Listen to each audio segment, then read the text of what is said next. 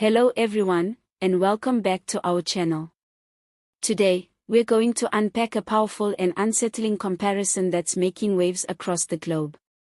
South African journalists Gerber and Karyn, both known for their fearless reporting during the Zuma-Era state capture, have turned their eyes to the United States, where they say worrying signs of democratic backsliding are beginning to echo South Africa's own recent political trauma.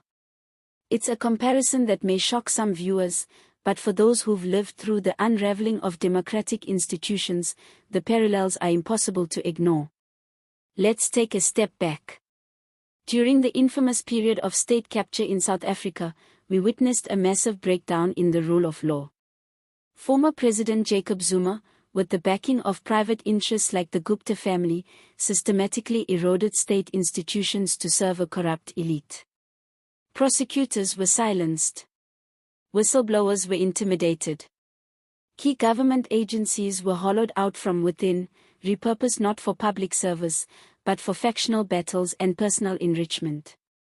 Now fast forward to present-day America. While the context is undeniably different, Gerber and Maughan are seeing something disturbingly familiar. Across the Atlantic, democratic norms are under strain. The judiciary is being politicized, election outcomes are being openly questioned, and former leaders are launching blistering attacks on institutions that once stood above partisan politics. Gerber puts it bluntly, the phrase, "terrible things are happening," might seem vague, but for anyone who covered the Zuma years, it's all too clear what that phrase could mean. It's about the slow, deliberate corrosion of trust in democratic institutions. It's about the manipulation of courts, the undermining of the media, and the erosion of public confidence in elections, all tactics South Africans recognize from their own painful history. Maughan, who has faced her own share of intimidation for exposing corruption at the highest levels, has warned that the seeds of democratic collapse are often sown quietly. They begin with disinformation. They take root when accountability is framed as persecution. And they flourish when power is protected at any cost, even if that means destroying the very institutions meant to safeguard democracy. In the United States, we are now seeing courts being labeled as corrupt, judges being harassed, and former presidents facing multiple criminal charges while still commanding mass political support. Some political actors are pushing to delegitimize the justice system entirely, framing prosecutions not as a matter of law, but as political warfare. Sound familiar? It should. Because this is exactly the kind of rhetoric that flourished in South Africa when state capture was at its peak. Remember how former public protector Thuli Madonsela was vilified for doing her job? Or how the NPA was crippled under a revolving door of compromised leadership? Or how Parliament became a site of spectacle, not accountability? Gerber and Maughan argue that we are watching something eerily similar unfold in one of the world's oldest democracies. And that should concern all of us, not just Americans. They also emphasize another critical point: this kind of democratic decay doesn't happen overnight. It creeps in gradually. It starts with small changes, a president ignoring subpoenas here, a court ruling being discredited there, media houses being labeled as fake news, and public servants being targeted for simply doing their jobs.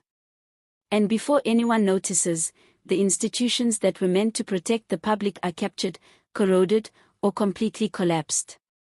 By the time the public realizes what's happening, the damage is already done.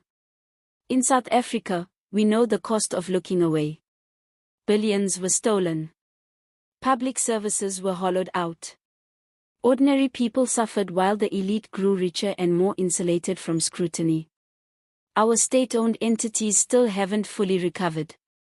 Eskom continues to struggle, the NPA is still rebuilding, and public confidence in government remains low. The United States may be a global superpower, but as Gerber and Maughan stress, no democracy is immune to collapse. When a nation allows loyalty to individuals to supersede loyalty to the Constitution, it invites instability. When the press is attacked and justice is politicized, it opens the door for authoritarianism, no matter how developed the country may be. This isn't just about Donald Trump or Joe Biden. It's about the broader patterns. It's about election denialism becoming normalized. About the growing threat of political violence. About the deeply worrying rise in extremist rhetoric. And about public institutions being forced to bend to the will of powerful elites. But perhaps the most important message from these two South African journalists is this: it's not too late. South Africa's experience offers a roadmap, not just of how things can go wrong, but of how they can be made right again. Through relentless journalism, brave whistleblowers, civil society mobilization, and judicial courage, South Africa has slowly begun the long road to accountability. The Zondo Commission uncovered the depth of the rot. Parliament is reclaiming its oversight role. And more officials are being held to account, even if the wheels of justice are turning slowly. These are hard-won lessons, paid for with the sacrifice of honest public servants, brave activists, and citizens who refuse to give up. The US, Gerber and Maughan would do well to learn from those sacrifices before it's too late. They remind us that democracy is not self-sustaining. It requires constant vigilance. It demands transparency. It must be defended at every turn, especially when the attacks come from within. So what can viewers take away from this?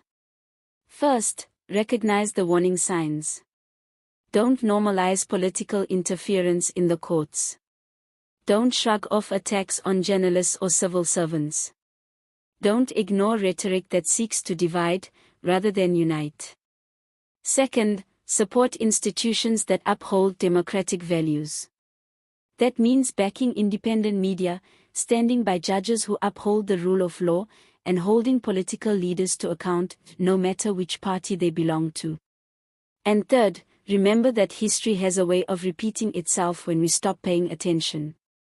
What happened in South Africa wasn't inevitable, it was the result of citizens being gaslit into silence, institutions being compromised, and the powerful escaping scrutiny. But there's still time to stop that cycle from repeating elsewhere.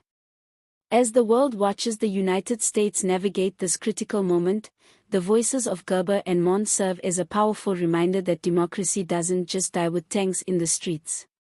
It dies in whispers, in silence, in complicity, and in the erosion of truth. So let's not be silent. Thanks for watching. If you found this video informative, please don't forget to like, subscribe, and drop a comment below with your thoughts. Let's keep the conversation going, because democracy needs all of us. See you next time.